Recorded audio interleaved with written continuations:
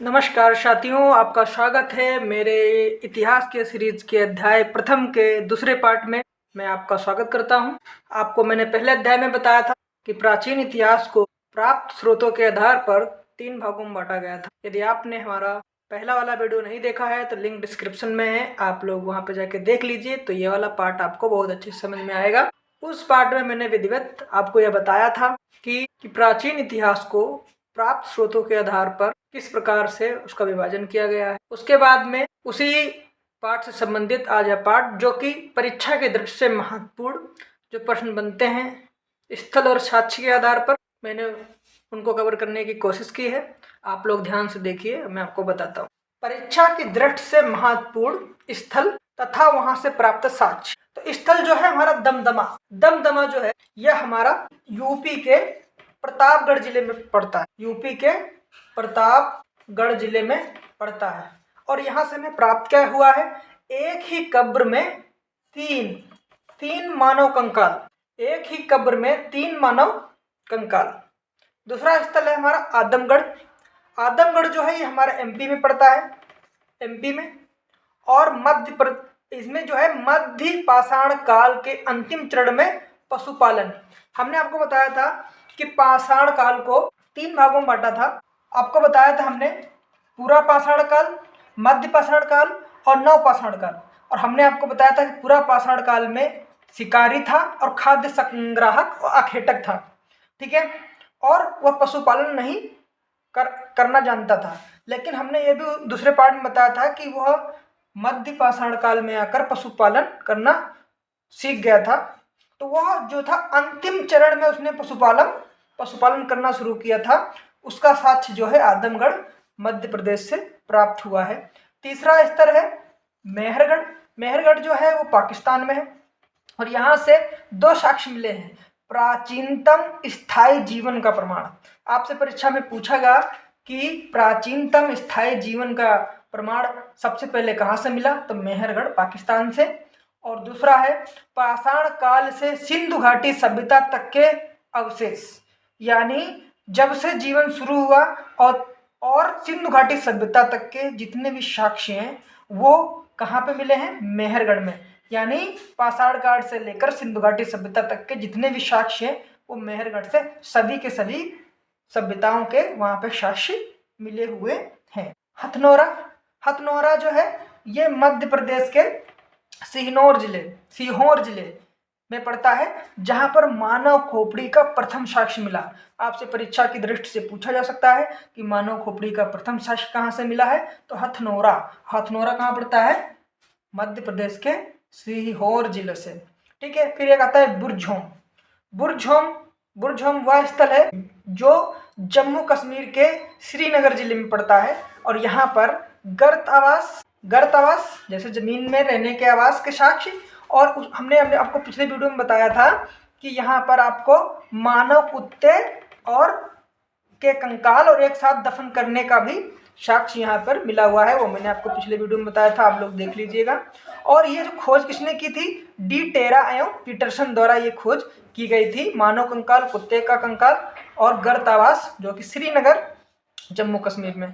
फिर आप देखिए भीमबेटका यानी यहाँ पर आपको प्रागैतिहासिक काल की चित्रकला, जो कि सेल यानी चट्टानों पर की गई चित्रकला जो है की गई थी आदिमानवों द्वारा, उनकी पूरी चित्रकारी जो है। अब सबसे बड़ी खास बात यह है कि इस भीमबेटका की गुफा में जो आपको कहाँ पड़ती है, ये आपको पड़ती है नर्मदा घाटी मध्य प्रदेश में।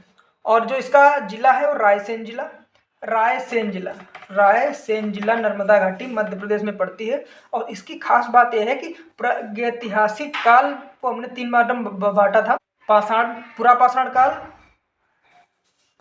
को हमने पूरा पाषाण काल, मध्य पाषाण काल और नव पाषाण काल, तीनों कालों की जो चित्रकारी है वो आपको यहाँ से मिलती है, ठीक है। कोई जरूरी नहीं कि यहाँ पर आपको पूरा पाषाण काल की चित्रकारी मिले। यहाँ पर आपको पूरा पाषाण काल, मध्य पाषाण काल और नव पाषाण काल यानी तीनों कालों की चित्रकारी क्रमशः यहाँ पर पाई गई है। और ये आपके परीक्षा दृष्टि से बहुत ज़्यादा इंपॉर्टेंट है। महत्वपूर्ण अन्य तथ्य मैं आपको बता देता हूँ। मध्य पाषाण काल में भारत के अस्थिपंजर का प्रथम साक्ष्य मिला है। अब देखिए, हमने आपको बताया था कि मध्य पाषाण काल में जो आदि मानव थे वो पशुपालन करना सीख गए थे।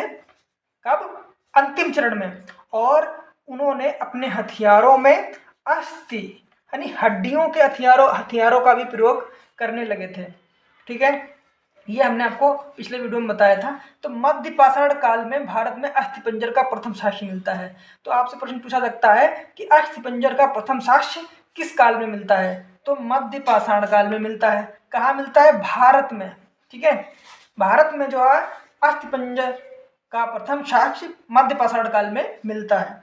हड्डी से निर्मित मातृ देवी की प्रतिमा कहाँ से मिली है? लोहंदा वाला क्षेत्र, बेलन घाटी। अब बेलन घाटी कहाँ पड़ती है? बेलन घाटी बेलन नदी जो सोनभद्र से निकलते हुई मिर्जापुर होते हुए प्रयागराज में मिल जाती है। ठीक है, प्रयागराज में। तो ये बेलन घाटी सोनभद्र और मिर्जापुर जिलों के कुछ अंशों में पड़ती है और ये लोहंदा वाला क्षेत्र वहाँ पड़ता है। वहाँ पर हड्डी से निर्मित मातृ देवी जी की प्रतिमा मिली हुई है। कहाँ से मिली है? लोहंदा वाला क्षेत्र। ठीक है, आगे बढ़ते हैं। राष्ट्रीय मानव संग्रहालय स्थित है। आपसे प्रश्न पूछा जाता है कि राष्ट्रीय मानव संग्रहालय स्थित है, तो भोपाल मध्य प्रदेश में स्थित है। गैरिक मृदभांड का नामांकन हुआ हस्तिनापुर में हुआ।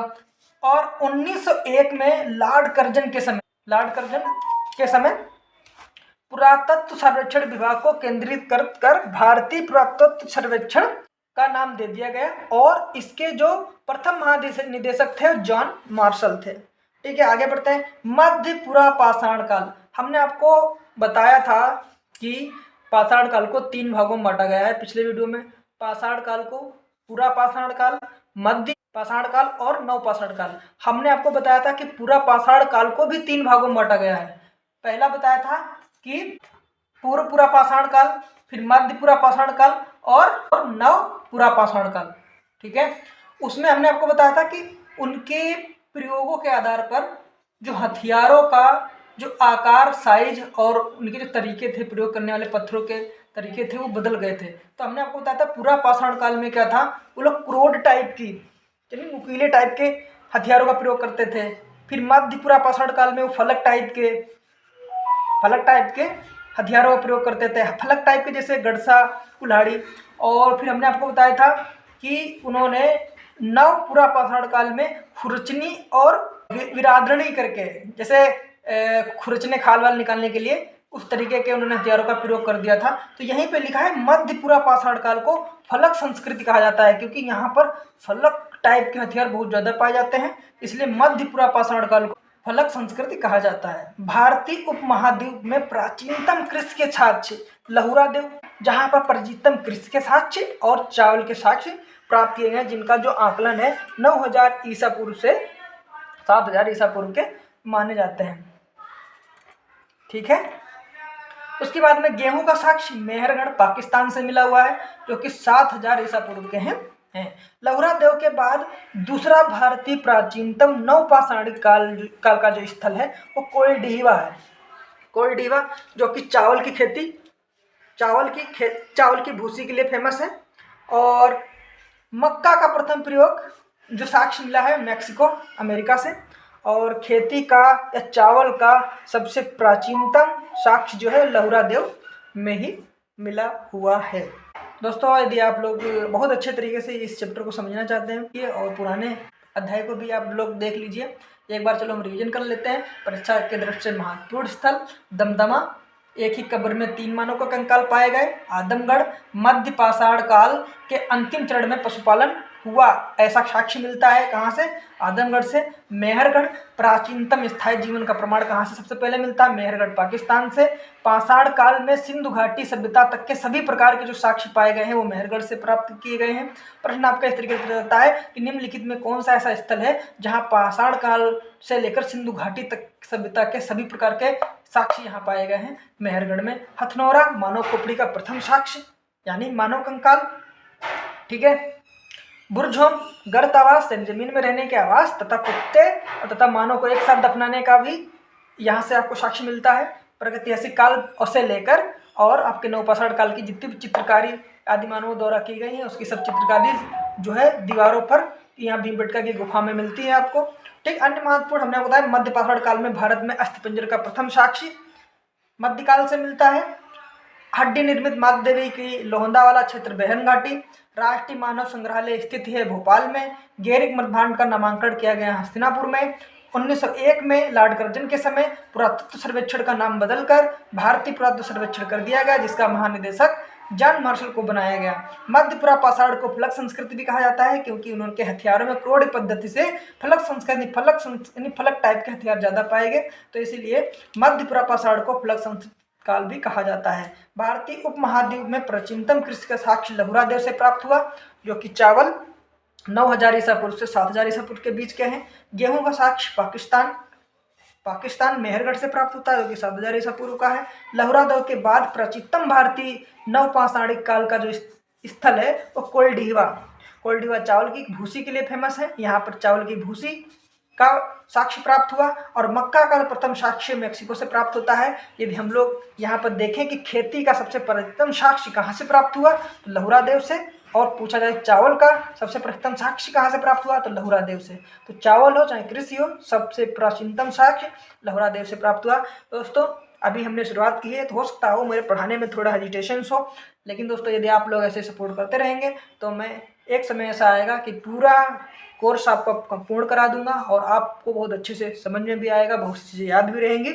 और इसको आप हमारे चैनल को सब्सक्राइब कर लीजिए और हमें सपोर्ट कीजिए। यदि आप मुझे अच्छा रिस्पॉन्स करेंगे तो ऐसे ही मैं और वीडियो आपके सामने लाता रहूँगा।